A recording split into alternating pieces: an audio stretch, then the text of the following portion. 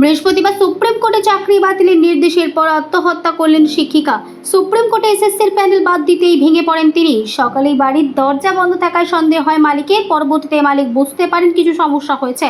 এরপরে ঘর থেকে অচেতন অবস্থায় উদ্ধার হয় রুম্পা। তড়িঘড়ি তাকে উদ্ধার করে নিয়ে যাওয়া হয় ক্যানিং হাসপাতালে।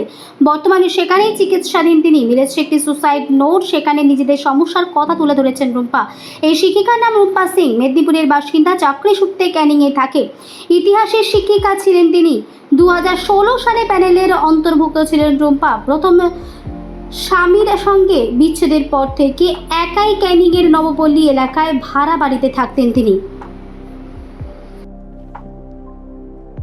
তার কারণ হচ্ছে কালকে যখন চাকরি হারা হয়ে গেছিল সেই মুহূর্তে আমি বাড়িতে এনে সুস্থ করি। তারপরে কিছু ব্যক্তি টাকা পয়সা পেত, সেই কারণে সেই চাপের জন্যে বাড়িতে গিয়ে এত অশ্লীল ভাষায় গালিগালাজ করেছে এবং চাপ সৃষ্টি করেছে যে সেটাকে সে মেনে নিতে পারেনি। তাও আমরা বলেছিলাম যে আমরা ধীরে ধীরে টাকাটা শোধ করে দেবো, সেইটুকুও সময় নেয়নি। তার মধ্যেই ওই জিনিসটা অঘটন ঘটে। আপনার স্ত্রী কি করতো? হাই স্কুলের টিচার। কোন স্কুলের টিচার? রায়বাগান স্কুলের টিচার। কিসের টিচার? হিস্ট্রি। হিস্ট্রি। এখন কি চাইছেন কি?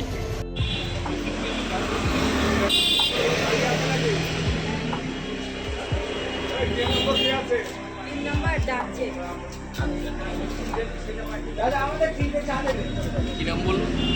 কার নাম?